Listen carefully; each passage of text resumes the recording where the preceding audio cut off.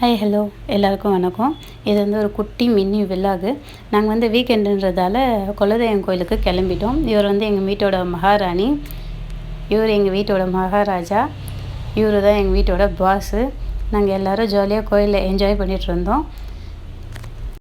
குட்டீஸ்லாம் நல்லா ஜாலியாக என்ஜாய் பண்ணாங்க. கோயிலை சுற்றி சுற்றி விளையாடிட்டு இருந்தாங்க. எங்கள் மாமியார் பார்த்திங்கன்னா பூஜைக்கு தேவையான சாமான்லாம் ரெடி பண்ணிகிட்ருக்காங்க.